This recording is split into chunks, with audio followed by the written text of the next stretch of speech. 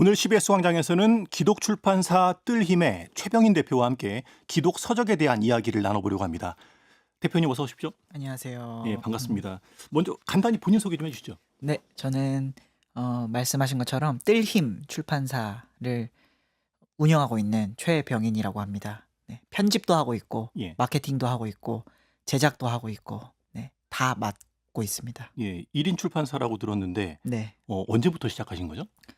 2022년에 네, 2022년. 시작했습니다. 오래되진 않았네요. 네, 오래되지 않았습니다. 예, 외모도 상당히 젊어 보이세요. 네, 이제 30대 초반입니다. 30대 초반에. 29살 때 아, 네, 예. 창업을 했습니다. 근데 제가 듣기로는 목사님이시라고 들었는데요. 네, 맞습니다. 네. 교회 사역도 하고 계세요?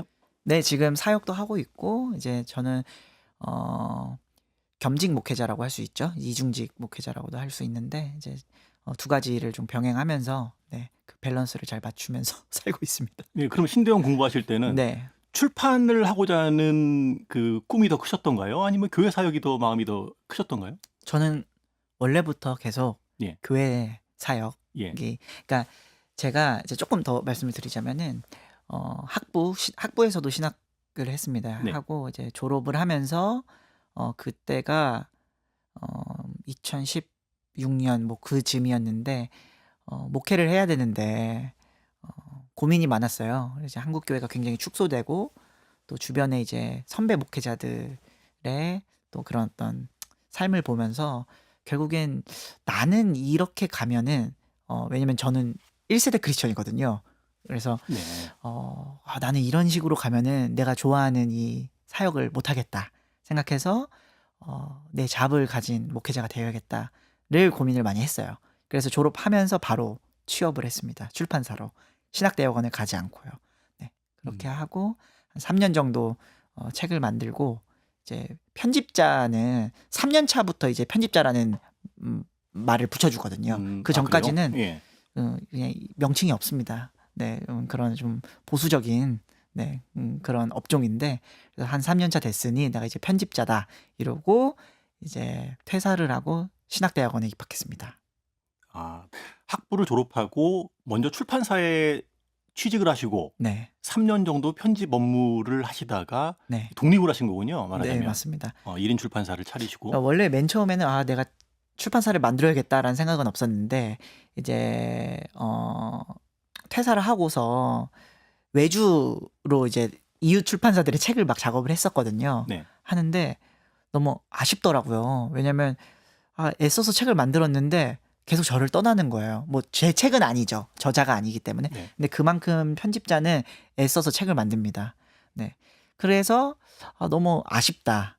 그런 마음이 들어서 내 출판사를 만들면 내가 만든 책을 떠나보내지 않을 수 있겠구나 하는 마음에 네, 차렸습니다. 그런데 궁금한 것은 요새 이제 겸직 목회를 많이 하시잖아요. 네. 그런데 겸직 목회는 이제 뭐 저마다 겸직 목회를 하는 동기가 다를 테지만 음, 경제적인 목적 때문에 겸직을 선택하시는 분들도 적지 않게 있지 않습니까? 네. 출판 시장은 그렇게 전망이 밝지 않다고 보시는 분들이 많은데 음. 겸직 목회 방식을 출판으로 정하신 이유, 1인 출판사를 해야겠다라고 마음먹으신 이유가 있을 것 같아요. 네. 일단은 돈 개념이 제가 별로 없고요. 네. 근데 이제 되게 중요했던 거는 네. 뭐냐면 제 사역과 제가 하는 일이 조금은 이따 있었으면 좋겠다 이런 마음이 있었습니다. 아, 네. 네. 그리고 이전에 있었던 출판사가 잘 되는 출판사였어가지고 네. 제가 막 힘든 걸 본 적이 없어요. 그래요? 예, 그 출판사에서 어느 곳인지 여쭤봐도 돼요? 복 있는 사람이라는 예. 출판사인데 그래서 되게 건강한 모습을 많이 보고 오히려 나 혼자 하면 더 낫겠다. 가져갈 수 있을 텐데 약간 이런 생각을 해서 호기롭게 이제 시작을 했고 네. 근데 쉽지 않더라고요. 네. 그렇게 1인 출판사를 이제 창업하시고 네. 3년 정도, 지금도 혼자 하시나요? 네, 그렇습니다. 3년 정도의 시간이 흘렀는데 그 사이에 보니까 책을 9권 정도 펴내셨어요. 네. 해마다 한 3권 정도의 책을 냈다고 보면 될 것 같은데 네. 네. 음, 다른 출판사들도 많잖아요. 네. 1인 출판사들 많잖아요. 근데 9권의 책들 어떻게 본인 스스로 이제 좀 판단하시기에 성공했다고 평가하세요? 어떠세요? 어 그래도 90% 이상은 네. 이제 중세를 이제 중세에 들어갔습니다. 인쇄를 한번 하는 게 중세거든요. 예예. 네. 그렇게 되면은 그래도 성공적이었다라고 볼 수 있고 지금은 성공을 말하기에는 예. 이제 앞으로 또 걸어가야 될 길이 많기 때문에 제가 네 겸손하게 네 예. 적어도 책을 내서 손해 보지는 않았다 손해 여태까지. 안 네. 봤습니다. 그런 네. 말씀이세요. 사실 이제 기독 출판사 그리고 기독 서적에 대한 이야기를 들으려면 기독교계에는 이제 말씀하신 것처럼 기성 출판사들도 많이 있고 그곳에서 오랜 기간 이 출판 사역을 하신 분들이 있기 때문에 그분들한테 듣는 것도 하나의 방편이겠지만 오늘 이제 대표님을 모신 것은 기독 출판계 그리고 기독 서적에 대한 이야기를 듣고자 함이에요. 근데 사실 뭐 기성 출판사들에서 오랜 기간 출판 업무를 하신 분들, 사역하신 분들도 있고 하기 때문에 그분들께 들을 수도 있겠지만 이제 한 3년 정도 1인 출판하신 분을 모신 이유는 따로 있습니다. MZ 세대이기 때문이거든요. 요새 뭐 이렇게 다 뉴미디어를 통해서 정보를 접하고 지식을 접하고 하는 게 익숙해져 있기 때문에 독서 인구가 계속 줄어들고 있지 않습니까? 이런 시대 속에서 책을 만드는 일을 MZ 세대 목사님이 하고 있다. 좀 신선하더라고요. 목사님께서는 그러면 이 책을 기피하는 이 지금 시대에 대해서 어떻게 보시는지 그 이야기를 먼저 좀 들어보고 싶어요. 음. 그러니까 저는 이제 책을 기피한다기보다는 네. 독서 행위를 기피하게 되는 시대 속에 있지 않은가. 그러니까 그걸 기피한다기보다는 어쩔 수 없이 그런 현실에 이렇게 몰리게 된 것 아닌가라는 생각이 드는 게 뭐 요즘에 뭐 힙한 독서 뭐 이런 얘기들도 있지만 저는 이제 전 세대가 뭐 독서를 어떻게 생각하는지는 잘 모르겠어요. 모르겠고 제 또래 30대 이제 제가 출판을 시작할 때가 20대 후반이었는데 지금 30대 저희 또래들을 보면은 지금 그 몇 년 동안 정말 이렇게 너무나도 빨리 대응해야 살아남는 시대를 살아왔던 것 같아요. 뭐 이 부동산, 뭐 저 주식, 저 코인. 예. 그러니까 그러고 이제 거기서 오는 일단 기본적으로 불안이라는 게 너무나도 크고 뭐 세계도 뭐 전쟁도 많이 일어나고 많이 흔들리잖아요. 그런 현실 속에서 독서를 한다? 가만히 앉아서 2시간 동안 책을 읽는다? 쉽지 않았던 것 같아요. 근데 그럼에도 저는 왜 독서 행위가 중요하다고 생각을 하냐면 수많은 매체들이 있지만 전 독서 행위만큼 나를 탈피하는 나에게서 빠져나오는 행위가 있는가 좀 이런 생각을 하곤 합니다. 그러니까 나의 이야기로 가득 차서 이 세계의 이야기로 가득 차서 있는 상황 속에서 가령 뭐 문학을 예로 들면 나의 이야기에서 빠져나와서 다른 사람 이야기로 들어가는 그런 경험을 우리가 어떤 매체를 통해 할 수 있지? 뭐 드라마 뭐 다양하겠죠. 근데 이제 글이라고 하는 어떤 독특한 장르를 통해서 더 많이 생각해야 되고 숙고해야 되고 상상해야 되고 그러면서 저는 거기서 오는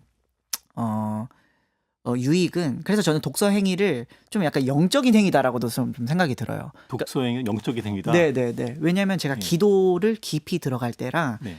독서를 깊이 할 때에 되게 비슷한 경험을 하는 것 같거든요. 그러니까 시간이 이제 시간의 어떤 흐름이 중간에서 이제 카운트가 안 되고 깊은 몰입을 하게 되는데 그때 오는 저에게 되게 중요한 어떤 그런 작용들이 있는 것 같아요. 나에게서 빠져나오는 작용, 그걸 좀 관조라고도 표현할 수 있을 텐데, 근데 이 시대가 다 자기 서사에 몰입되는 시대잖아요.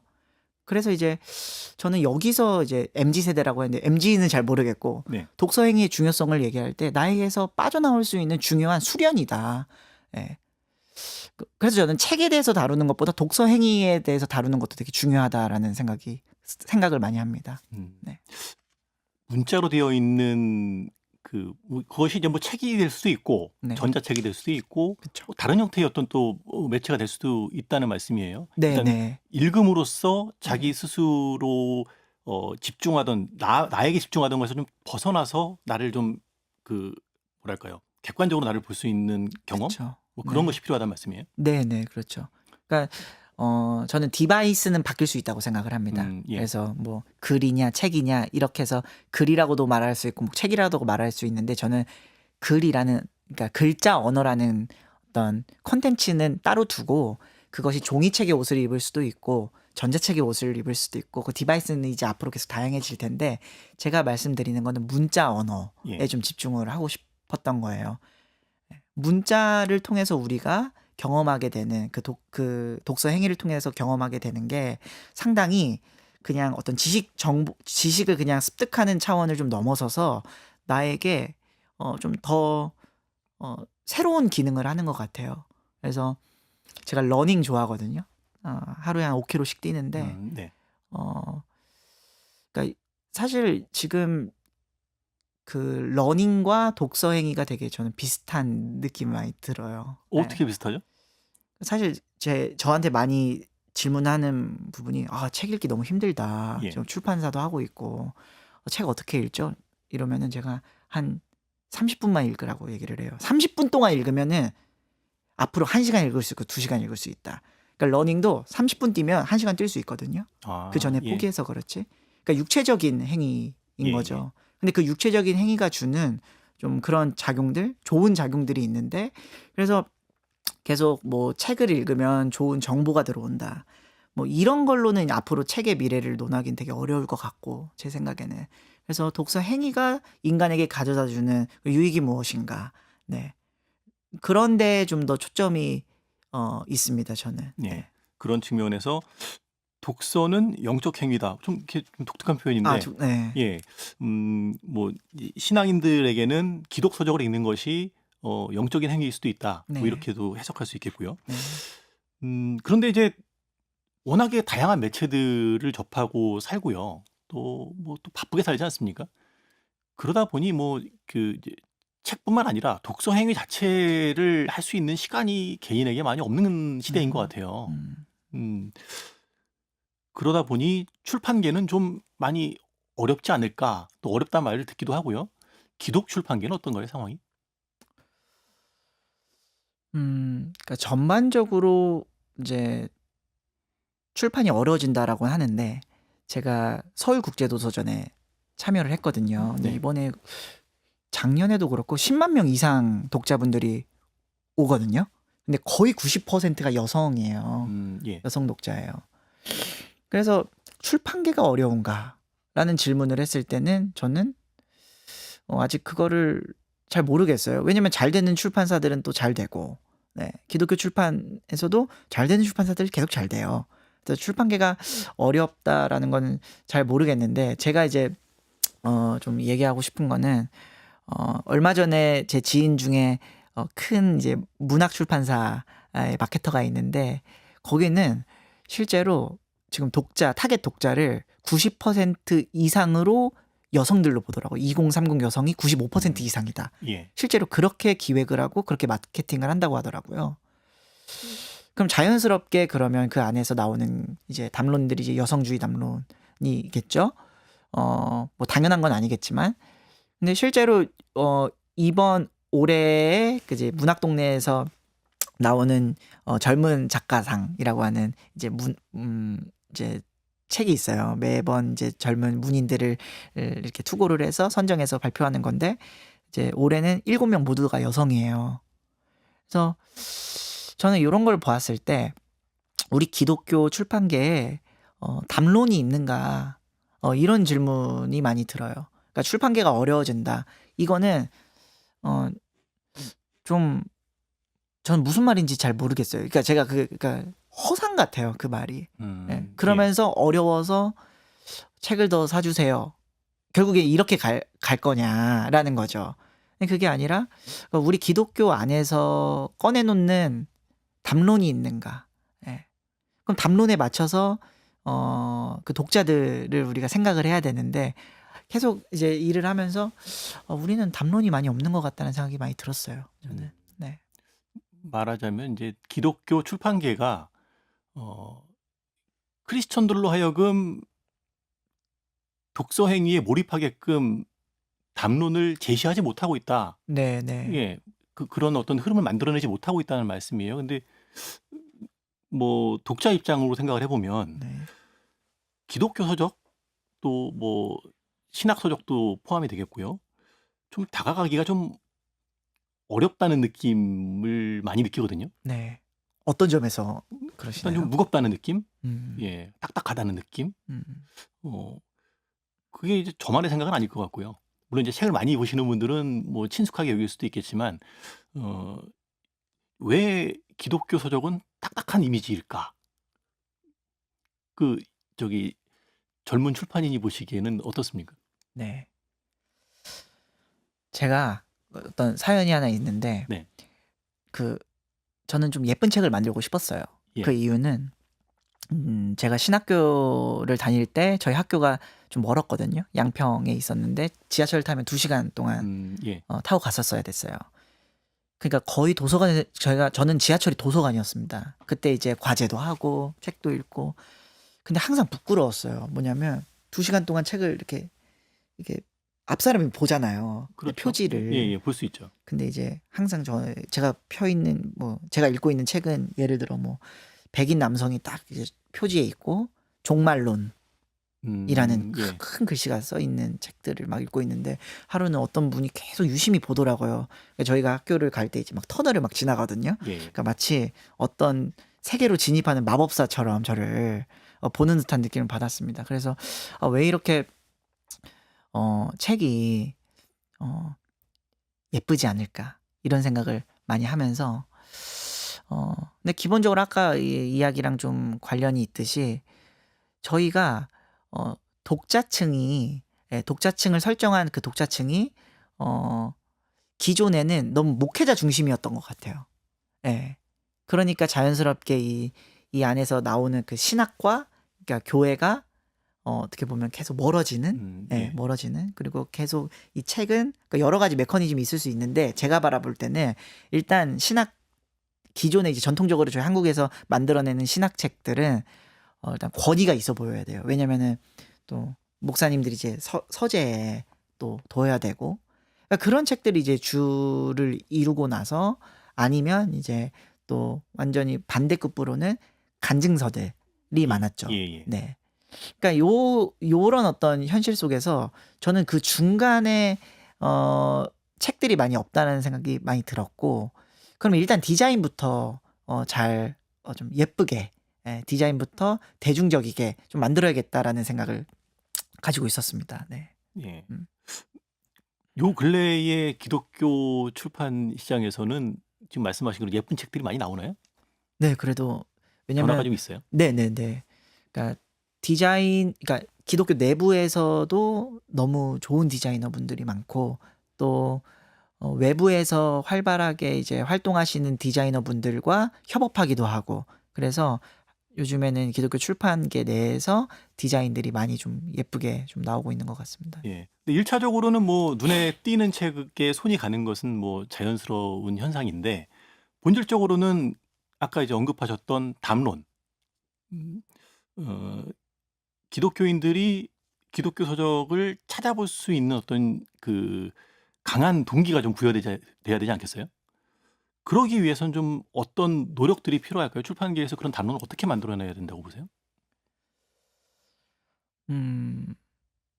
일단 그러니까 담론을 만드는 게 방법이 여러 가지 있겠지만 그러니까 저는 이제 기독교 모든 출판사에서 '이런 담론을 해야 된다.' 이런 생각은 안 해 봤고 각 출판사가 담론을 형성하면 될 것 같아요. 근데 예를 들어서 저 같은 경우에는 어 이 최근에 신작들로 말씀을 드리자면 신약 수업이라고 하는 책이 어 최근에 나와서 되게 사랑을 받고 있는데 이 예. 책을 기획할 때 제가 교보문고에 가 가지고 예. 한 3 시간 정도 앉아 있었습니다. 그 종교 매대에. 그냥 그걸 막 계속 보고 있었어요. 뭘 집나 사람들이. 무얼 집나. 근데 이제 결국 3 시간 뒤에 확인해 보니까 결국 2 가지를 집더라고요. 기독교인들이 예수 그리고 성경. 그러니까 2 가지 키워드에 관련 있는 것들만 집더라고요. 근데 다른 종교인들도 마찬가지였어요. 그걸 보면서 저는 결국 종교 콘텐츠는 창시자와 경전 으로부터 비롯한 그 라이프 스타일에 관심이 많구나. 그러니까 요거를 이제 생각을 하고 원래 이 책이 준비될 때는 신약 개론서였거든요. 근데 예. 저는 이제 신학교에서 읽었던 어떤 개론서들이 많기 때문에 그 정도 상상력을 가지고 이렇게 진행을 하다가 교보문고 가서 이제 그런 컨셉을 잡고 저자분과 같이 우리가 요런 방향으로 갔으면 좋겠다라고 해서 대중들이 읽을 수 있는 그런 신약 성경을 관통해 줄 수 있는 책을 만들면 좋겠다라는 생각을 가지고 이제 책을 기획하고 끝까지 그거를 밀어붙였거든요. 그 컨셉을.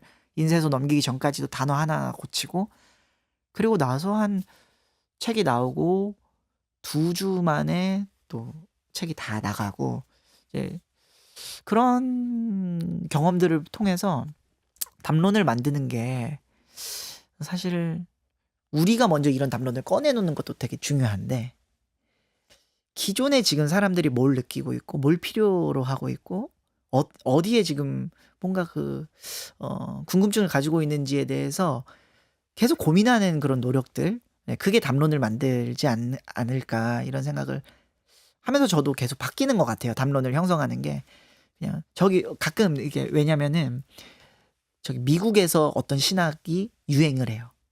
그리고 유럽에서 어떤 신학들이 막 지금 하고 있어요.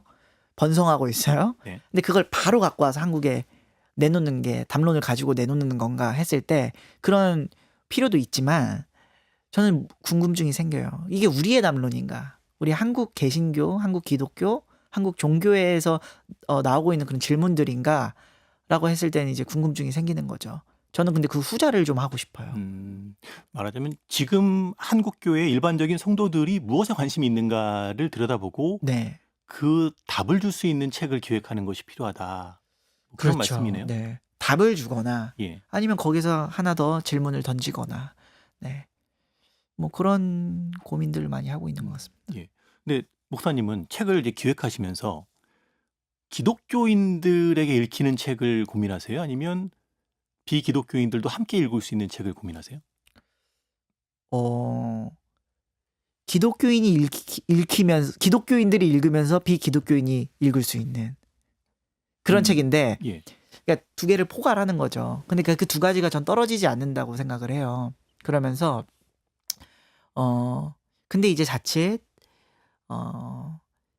비기독교인들에게 읽혀야 될 책이 뭔가 이런 질문을 좀 던지고 싶어요. 저는 비기독교인들이 읽을 수 있는 책이 뭔가 했을 때 그 방법은 뭔가 좀 이런 질문을 좀 던지고 싶은데 어떤 부류의 사람들은 예. 비기독교인들을 위해서 우리의 언어를 번역해서 문화에 맞게 시대에 맞게 그들에게 우리의 콘텐츠를 전달해야 된다고 생각을 하는 부류도 있거든요.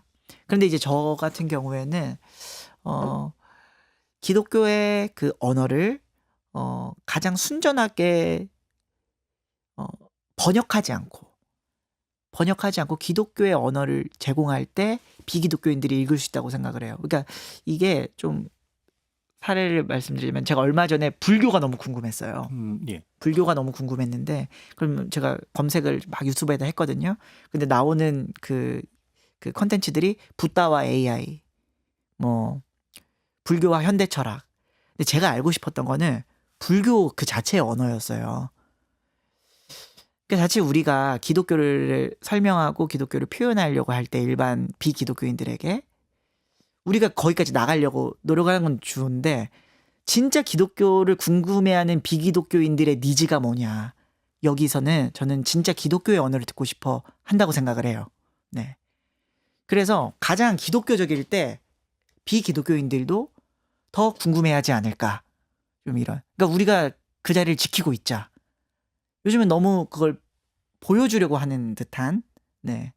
거기서 전 좀 더 보수적인 생각을 하고 있는 것 같습니다. 그래요. 네.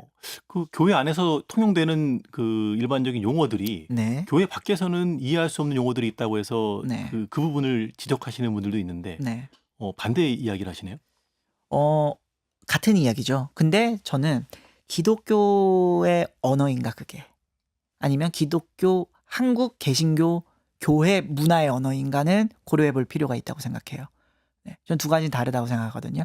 저도 그래서 사실은 우리가 기독교의 본질적인 내용을 번역하는 게 우선이 아니라 우리가 쉽게 사용하고 편하게 사용하는 언어 중에 기독교의 언어가 아니라 우리가 누리고 있는 기독교 문화의 언어인 것을 잘 보고 그것을 제거하는 게 우선이라고 생각해요. 음, 네. 네. 음, 일반인들이 이해할 수 없는 교회 안에서만의 용어는 좀 배제를 하고 네. 어, 대중이 사용하는 언어로 직관적으로 네. 교회, 복음, 네. 십자가 네.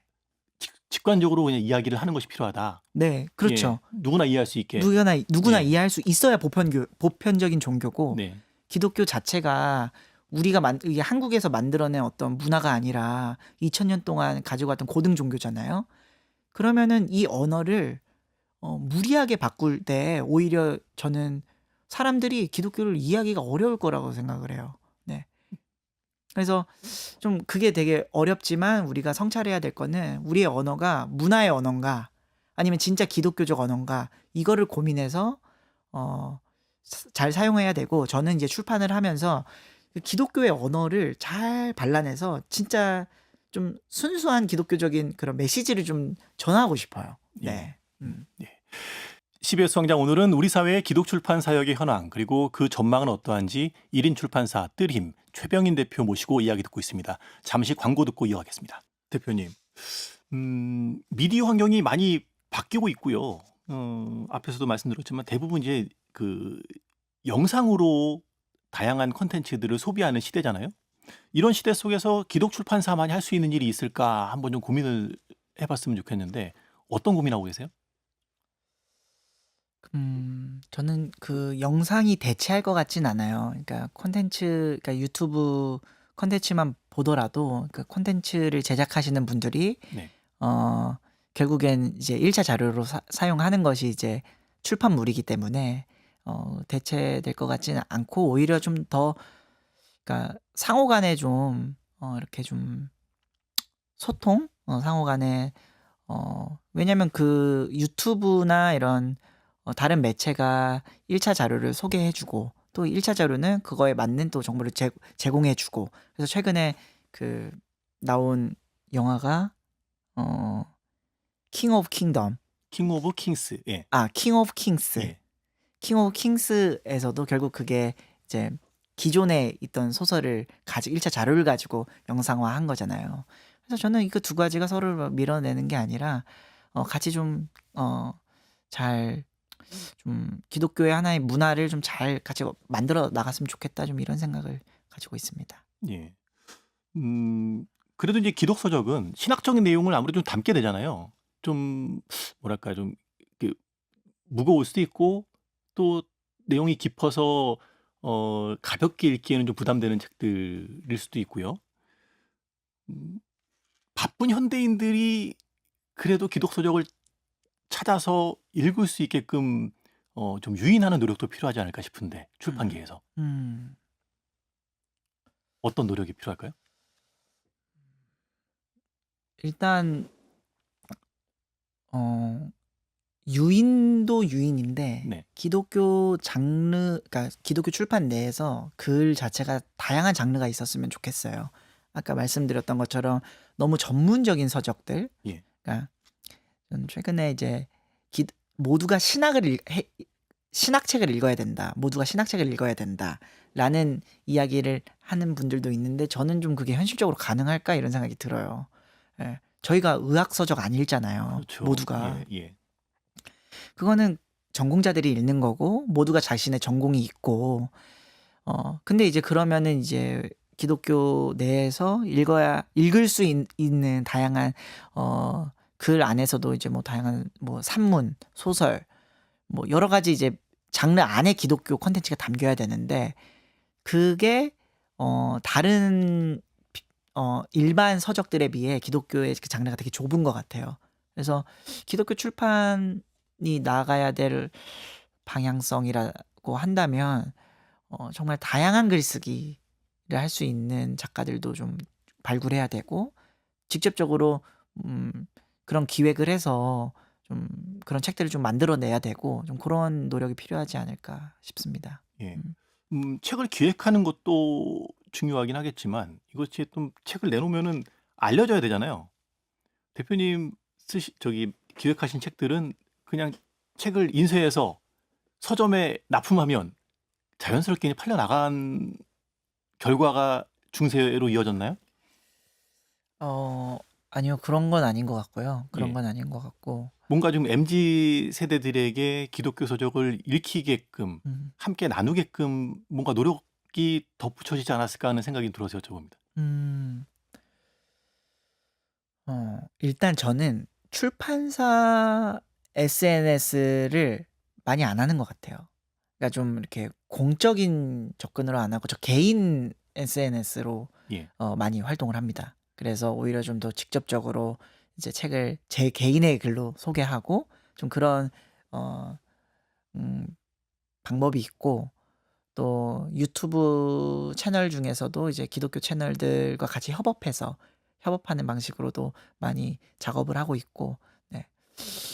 근데 MZ 세대들에게, 그러니까 기독교 MZ 세대들이 기독교 책을 지금 읽는가 했을 때 저는 사실 제가 하는 출판은 예. MZ 세대들이 많이 안 읽는 것 같아요. 아 그래요? 네네네. 그래서 좀 그런 것도 좀 고민이 좀 필요한데, 그러니까 제가 바라보는 책이라는 장르가 또 그렇기도 하고 좀 여러 가지, 네, 복합적인 게 있는 것 같습니다. 요새는 이제 독서 모임하는 그 네. 크리스천들도 좀 늘어나는 추세인 것 같은데요. 네네네. 현장에서 좀 느끼십니까? 어떻습니까? 요즘 그쵸. 독서 모임 되게 많이 하고 있고, 기독교 내에서도 이제 젊은 그룹들 중에서 이제 독서 커뮤니티로 이제 실제로 사업하시는 분들도 있고. 네. 그래서 근데 아직까지는 교회에서 읽는 게, 그래서 B2B라고 할 수 있겠죠. 네. 교회에서 읽는 그런 어 부류가 더 많아서 예 고런 예. 쪽에서도 많이 소비해 주시고 좀 그러는 것 같습니다. 예. 네. 대표님께서 지향하는 기독 서적 출판의 역할이 뭔지 좀 들어볼까요? 음. 저는 기독서적 출판, 음 어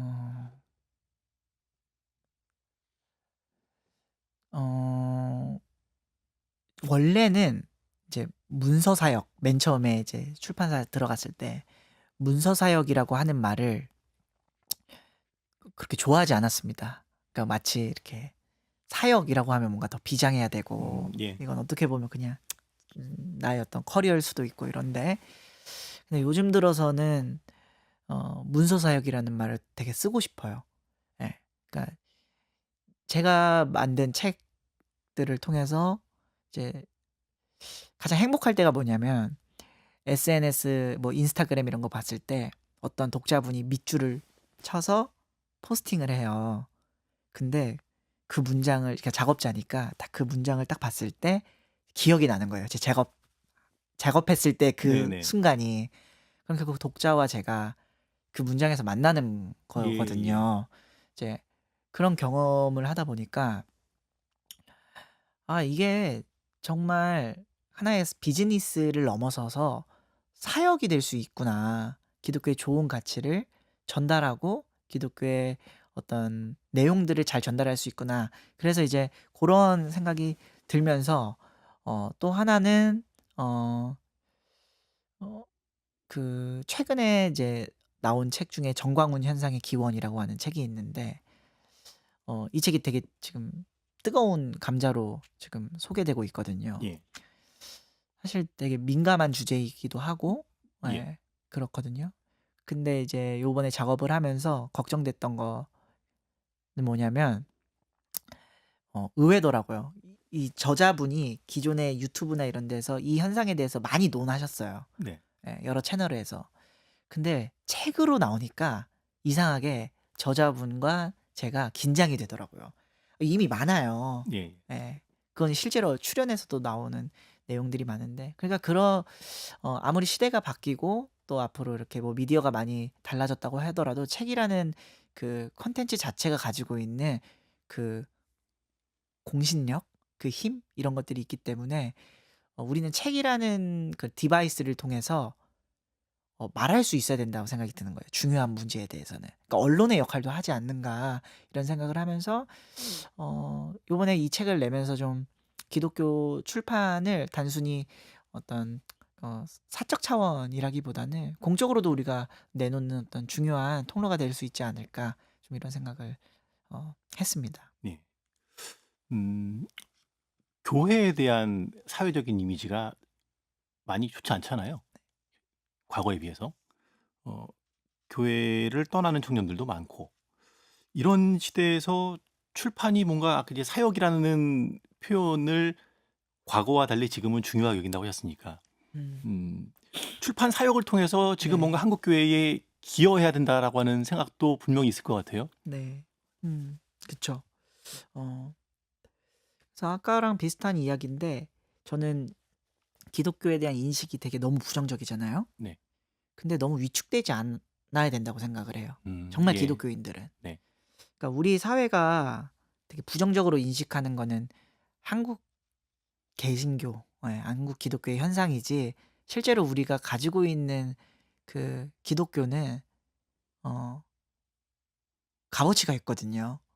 근데 그거를 알고 있는 사람은 위축되지 않을 수 있다고 생각을 해요.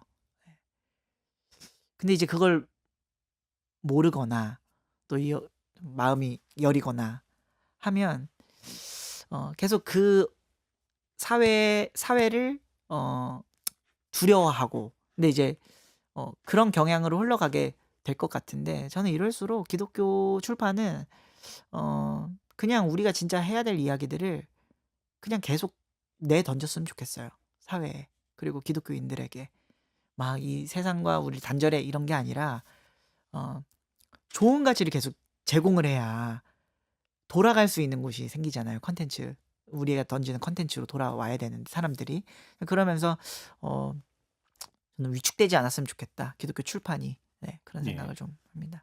사회적 분위기상 기독교인이라고 당당하게 말하기 좀 꺼려지는 분위기가 네, 있으나 네, 위축되지 않고 당당하게 나는 크리스천입니다. 네, 라고 말할 수 있는 힘의 바탕에 기독 서적들이 있을 수 있다. 네, 그렇죠. 예, 그 네, 힘을 제공해 주는 것이 출판 사역이다. 네, 뭐 그런 네. 말씀이에요. 그게 바로 문서 사역이다. 문서 사역이다. 네. 예. 더불어서 우리가 또 문서 사역이라고도 표현하지만 문서 선교라고도 표현하잖아요. 네, 네, 네. 예. 그렇다면 이제 비기독교인들로 하여금 기독교를 보다 잘 이해할 수 있게끔 읽히는 책을 만들어내는 노력. 네, 네. 그것도 좀 필요하겠고요. 네, 네. 음, 음, 그런 측면에서 이제 뭐 출판 시장도 트렌드를 많이 따라가지 않습니까? 네. 기독 출판계에서는 뭐 소위 말해서 힙한 책들이 좀 나오나요? 어떻습니까? 네, 요즘 킵한 책들 많이 나오는 것 같은데, 저는 근데 뭐가 힙한 건지 좀 질문이 생겨요. 뭐가 힙일까? 저도 힙한 걸 되게 좋아하는데, 예. 그러면서, 조금 다른 생각을 해보자면, 기독교가 꼭 힙해야 되는가? 네. 그런 질문이 생겨요. 그리고 기독교를, 어, 기독교가 힙해야 된다라고 말하는 것은 지극히 내부자적인 마음 아닐까? 네. 그러니까 교회를 사람들이 안 나오고 있고 떠나고 있고 근데 이제 저의 질문은 항상 예. 기독교 바깥에 있거든요. 비기독교인들이 힙한 종교를 원할까? 이런 또 역질문이 들어요.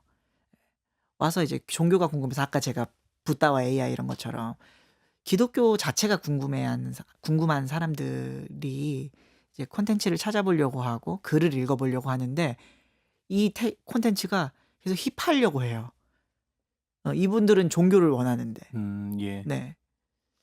저는 그래서 꼭 우리가 힙할 필요는 뭐 있지만 꼭 힙함을 본질로서 추구하는 것에 대해서는 저는 조금 좀 우려? 네. 이런 게 있고 우리의 관점이 너무 내부자적 관점이 아닌가 하는 데 있습니다. 그리고 힙한 사람들은 이렇게 힙한 데 안 가요.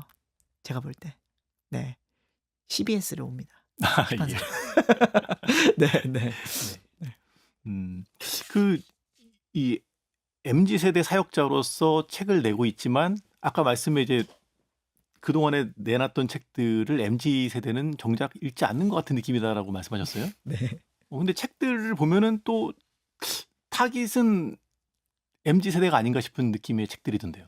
근데 MZ 세대가 지금 30대까지도 MZ세대죠. 굉장히 예. 넓은 그렇죠. 레인지인데. 그쵸. 그래서 일단 기본적으로 저는 예쁘게 만들어요. 예쁘게 만들고 어 근데 그 세대가 읽어야 될 책은 안 만드는 것 같아요. 근데 이제 어 뭐 사회적인 어떤 담론들을 꼭 다루려고 하고 거기에 이제 MZ세대라고 하는 그런 세대들이 들어오게끔 하는 통로를 열어주지, 만약 음 열고 그 사람들이 막상 이거 예쁘다 하고 읽을 경우에는 대부분 어렵다 이래요. 예. 뜨림책이 되게 쉬울 줄 알았는데 되게 논의가 좀 되게 들어간다. 네. 예. 그래서 저는 조금 표지가 예쁘고 해서 네. 들었는데 막상 네. 내용은 어렵다는 좀 반응들이 있군요. 네, 내용은 쉽지 않다. 네. 근데 제가 감수성이 그런 것 같아요. 네.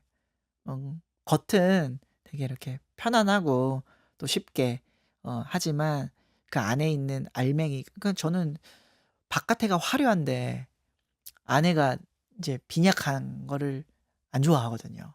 네. 그래서 뭐 그런 게 반영되지 않았는가 이런 생각이 좀 듭니다. 예. 아까도 언급하셨지만은 최근에는 이제 문화계에서는 이제 기독 문화계에서는 애니메이션 영화 네. 킹 오브 킹스의 흥행에 좀 고무된 느낌이에요. 그래서 그 출판계에서는 그 원작인 소설도 찰스 디킨스. 예, 네. 나오고 있고 네. 또 반응들이 좀 있는 것 같기도 하고요. 근데 이런 흐름이 좀 계속 이어질 것 같으세요? 어떠세요? 현장에서 사역하시는 분 입장에서는? 네, 전 너무 좋았던 것 같아요. 그리고 신기했어요. 이 신기했어요? 예수님의 이야기가 네. 와 이렇게 이런 열방에 네. 그 신기한 면이 있으면서도 동시에 아쉬운 점은 네. 뭐였냐면, 만약에 이게 한국에서 먼저 나왔다면 어땠을까? 이렇게 잘 됐을까? 이런 질문이 생기더라고요. 그러니까 마치 한국에서 나이키 신발을 만들어서 미국에서 흥행을 하고 그 미국에서 흥행한 나이키 신발을 수입해 오는 느낌이었거든요. 어쩔 수 없죠, 지금 상황이 그러니까. 근데 저는 동일한 이야기지만 예수님, 기독교는 서구의 종교도 아니고 예, 미국의 종교도 아니고 시작이 다른 데 있잖아요. 네. 보편 종교잖아요.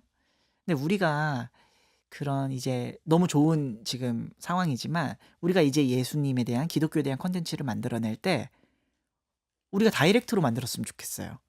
네. 그리고 다이렉트로 소비하고, 우리가 사실 기독교에 직접적으로 갈 수 있잖아요. 어떤 중간을 통해서 한번 점검해 보고 확인해 보고 들여오는 것이 아니라, 약간 그런 생각이 들면서, 그러니까 너무 부정적으로 보는 게 아니라 앞으로 나아가야 될 때는 우리도 여전히 미국에서 흥행 안 했지만 우리 안에서의 예수님의 이야기를 잘 만들어 보자. 예, 한국인들이. 좀 그런 방향으로 좀 더 흘러가면 어떨까 이런 생각을 했습니다. 예. 음. 그런 점에서 대표님은 앞으로 쓰고 싶은 책이 어떤 책들인지 궁금하네요. 네. 저는 앞으로 기획된 책들이 예수 전기 이런 책이 있습니다. 예수님의 생애를 잘 묘사한 책인데, 어 기본적으로 저는 뭐 헤르만 헤세의 뭐 시다르타라든지 이런 일반에서 다루는 그냥 어떤 종교처럼 그런 걸 꿈꿔요. 그러니까 교회가 내부적인 언어를 사용할 때가 있고 사적인 언어를 사용할 때가 있고 또 공적인 언어를 사용할 때가 있죠. 그러니까 예수님을 우리가 사적으로 내부적으로 사용할 언어들이 죠 예수님은 우리의 주님이십니다. 뭐 그리스도십니다. 이럴 수도 있고, 공적으로는 예수님이 그리스도입니다 하면 사람들에게 되게 불친절하잖아요. 근데 그 공식적인 언어가 뭐냐? 전 이런 게 되게 고민이 많아요. 비기독교인들과 공유할 수 있는 기독교의 공식적인 언어를 우리가 사용해야 된다. 그런 맥락에서 기획하고 있는 그 예수에 대한 책은 좀 예수를 어떤 내부적 언어가 아니라 공식적 언어로 사용해서 비그리스도인들도 예수로 들어올 수 있는 좀 그런 단계들을 좀 만들고 싶어요. 그래서 계속 뜨림의 책들은 이제 그런 기독교의 가장 본질적인 것들에 대한 관심도 있고, 또 시대적으로 우리가 말해야 될 것들, 기독교가 말해야 될 것들, 화해해야 될 것들을 담아내는 그런 책들을 만들고 싶습니다. 이번 신간처럼요. 예. 네, 그 두 가지를 이제 병행해서 가고 싶습니다. 예. 그런 책들을 서점 가서 반가운 마음에 예쁜 네. 디자인으로 만나볼 수 있는 네. 그 경험을 했으면 좋겠네요. 네. 예. 대표님 오늘 말씀 감사합니다. 네, 감사합니다.